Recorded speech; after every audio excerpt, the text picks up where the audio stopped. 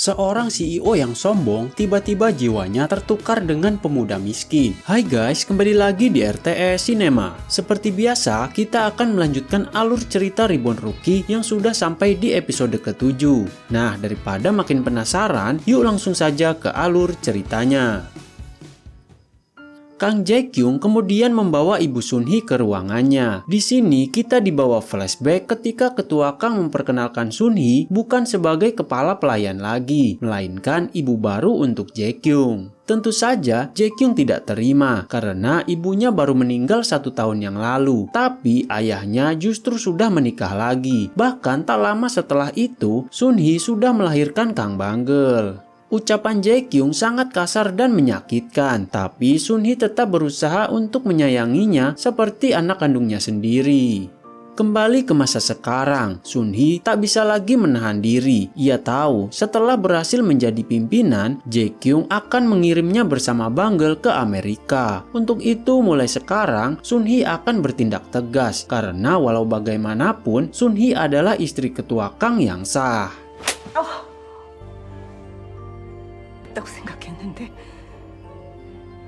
Sementara itu, Park Bong-gi akhirnya diberitahu bahwa Jun-hyun hanya menyamar sebagai anak ketua Kang. Pengakuan itu tentu saja membuat Bong-gi marah kepada Jun-hyun dan mulai memperlakukannya secara lucu. 방글이랑 이복남매가 아니라고. 도련님이 아니에요? 너한테 이거... Namun, perlakuannya terhadap Banggel kini berubah drastis setelah ia mengetahui siapa Banggel sebenarnya. Ucapannya begitu sopan, berbeda dari biasanya yang menganggap Banggel hanya sebagai anak magang. Ketiganya kemudian segera memeriksa ruangan mereka yang baru. Banggel kini menjabat sebagai ketua tim, sementara Bong-gi dan Jun-hyun sebagai stafnya. Tujuan pertama mereka adalah memaksa Jae-kyung membeli litium dari tambang Yulivia. Mereka akan menyatukan kekuatan demi menjamin keberhasilan misi kali ini. Di tempat lain, Eun-se menangis di depan suaminya. Ia merasa semua rencananya untuk menggulingkan Jae-kyung telah gagal. Namun di sini, Jae-sung sempat merasa ada yang aneh. Padahal sebelumnya, Eun-se dengan terang-terangan mendukung Jae-kyung saat rapat pemilihan pemimpin Choi-sung. Setelah keluar ruangan, Eun-se melaporkan kepada sang ayah bahwa ia telah menenangkan suaminya. Ternyata Jae-sung diam-diam menguping percakapan itu. Lalu seketika ia teringat ucapan ayahnya dulu pada saat Jae-sung baru saja menikahi Eun-se. Ketua Kang saat itu berkata bahwa Jae-sung harus berhati-hati dengan istrinya karena Eun-se adalah putri ketua Na yang paling licik. Bisa saja ia menikahi Jae-sung hanya karena suruhan ketua Na, dan bisa saja Eun-se merebut Choi-sung dari mereka. Sementara Jae-kyung sendiri kini sedang melihat kondisi ketua Kang. Saat itu ia meminta suaminya untuk terus mendukungnya. Tapi sebaliknya, sang suami telah berjanji kepada Ibu Sun-hee untuk berusaha membuat ketua Kang segera sadar dan menuntun Jae-kyung kembali ke jalan yang benar. Jae-kyung kemudian kembali ke kantor. Ia memerintahkan asistennya untuk menyebarkan rumor buruk tentang Banggel. Dengan begitu, tim perencanaan strategis akan segera lumpuh dan Jun-hyun akan kembali menjadi bawahannya.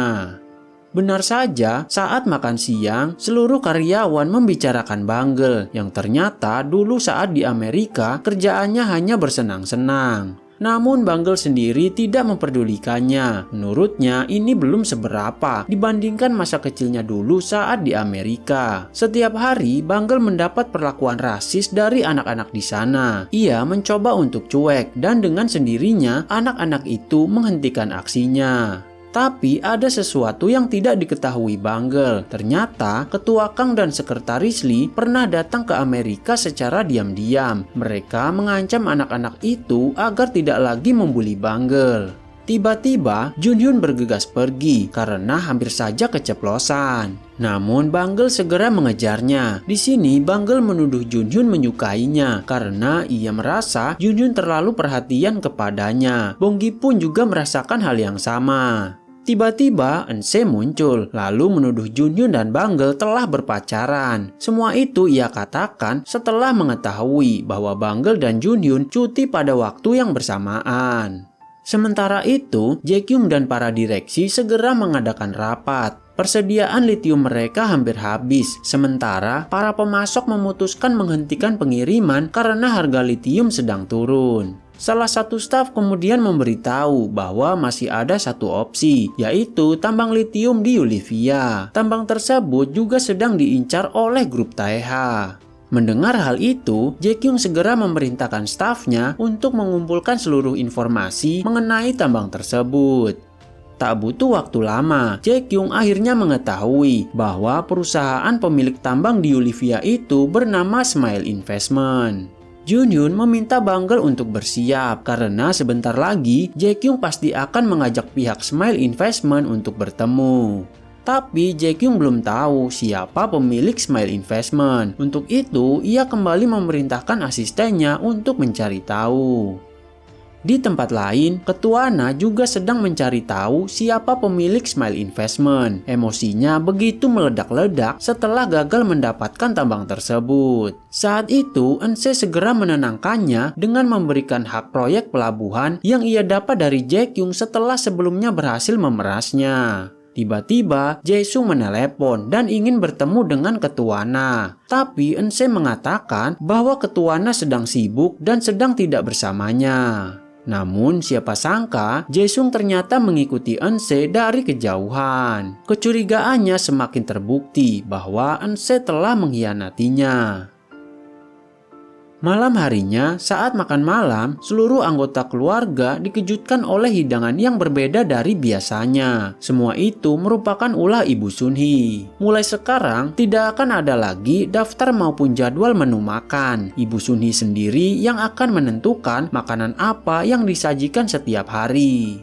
Melihat situasi yang semakin memanas, suami Jae-kyung segera mengambil inisiatif. Ia tidak ingin konflik dalam keluarga semakin memburuk. Karena itu, ia mengatakan bahwa mulai sekarang dirinya akan mengajak istri dan anaknya untuk makan di luar. Eunse pun mengambil keputusan yang sama. Namun saat Jae-sung hendak pergi, Ibu Sunhee tiba-tiba memperingatkannya agar berhati-hati dan tidak sampai dikhianati lagi oleh istrinya sendiri. Sementara itu di tempat lain, Junhyun dan timnya sedang menikmati makan malam bersama. Pada kesempatan itu, Bangle memberikan hadiah spesial kepada Junhyun sebagai bentuk apresiasi atas kerja kerasnya. Namun tiba-tiba Junhyun menerima telepon dari rumah sakit yang mengabarkan bahwa neneknya telah kabur. Junhyun segera pulang ke rumahnya. Untungnya sang nenek memang berada di sana dalam keadaan selamat. Melihat cucunya, sang nenek tak kuasa menahan tangis. Ia begitu sedih atas musibah yang menimpa Junhyun hingga membuatnya tidak bisa bermain sepak bola lagi. Saat itu, Ketua Kang akhirnya benar-benar memahami perasaan yang dialami Junhyun waktu itu. Ia pun kembali membulatkan tekadnya agar Junhyun mendapatkan ganti rugi yang setimpal. Keesokan harinya, Kang Jae-kyung akhirnya mengetahui bahwa 30% saham GF Solution ternyata dimiliki oleh Smile Investment. Tak hanya itu, ia juga mendapat informasi bahwa saat pertemuan dengan Perdana Menteri Yulivia, Junhyun ternyata sempat tertangkap kamera berada di lokasi tersebut. Jae-kyung tentu saja sangat kesal setelah mengetahui hal tersebut. Tanpa membuang waktu, ia langsung menelepon Junhyun untuk meminta penjelasan. Betapa terkejutnya Jae-kyung saat mengetahui bahwa pemilik Smile Investment ternyata adalah Kang Bangle. Dengan penuh amarah, Jae-kyung mengancam akan membongkar dugaan persekongkolan Bangle dengan sekretaris Lee, yang menurutnya sengaja dirancang untuk menjebaknya. Junhyun tentu tidak tinggal diam. Ia justru mengancam akan membongkar dana gelap milik Jae-kyung yang disembunyikan melalui perusahaan siren. Bukti-buktinya sudah sangat jelas, dan yang lebih penting, Ketua Kang juga telah mengetahui seluruh fakta tersebut. Jae-kyung kemudian berusaha membujuk Junhyun agar kembali berpihak kepadanya. Namun kali ini Junhyun benar-benar membuat Jae-kyung terdiam. Junhyun tidak mungkin bekerja sama dengan orang yang telah menciderai kakinya. Junhyun pun menegaskan bahwa dalam waktu dekat ia akan memastikan Jae-kyung dan Jae-sung menerima balasan yang setimpal atas semua perbuatan mereka. Setibanya kembali di kantor, para direksi segera menggelar rapat darurat untuk membahas kelangkaan bahan baku litium yang tengah mengancam perusahaan. Dalam rapat tersebut, Jae-kyung menjadi sasaran kritik. Pasalnya, ia dinilai terlalu fokus pada proses akuisisi GF Solution, sehingga kurang memperhatikan kondisi operasional perusahaan.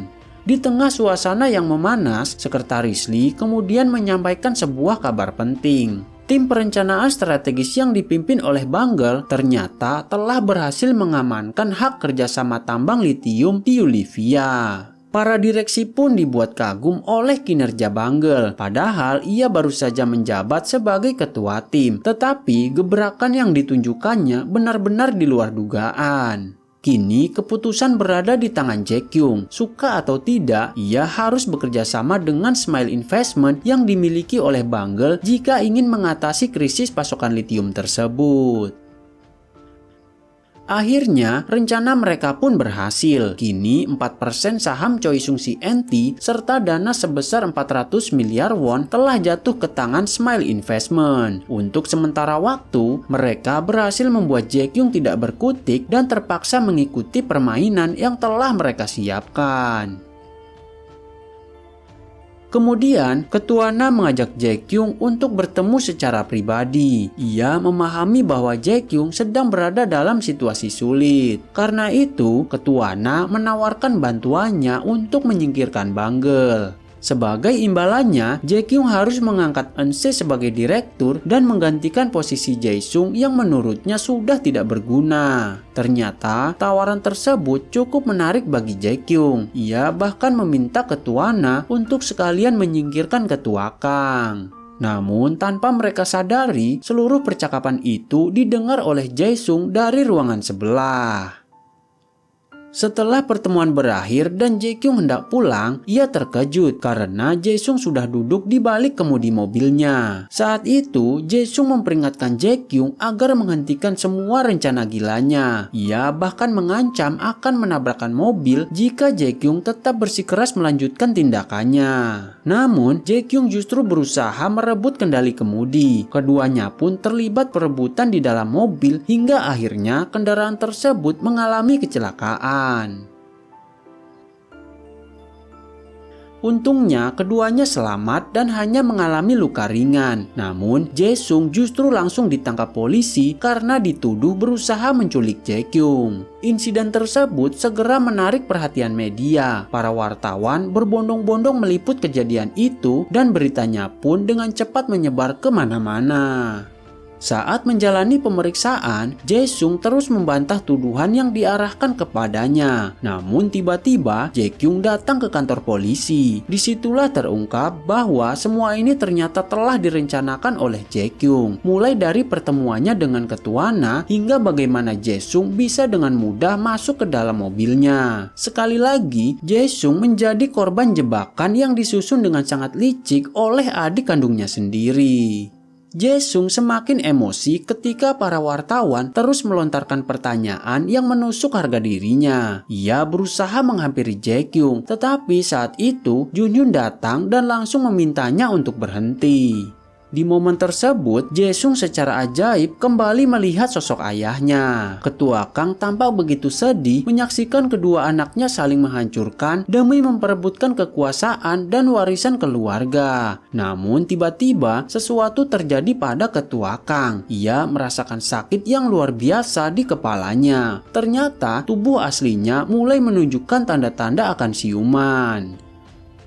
Nah, sampai di sini dulu alur cerita Reborn Rookie episode ke-7. Nantikan kelanjutannya hanya di RTS Cinema.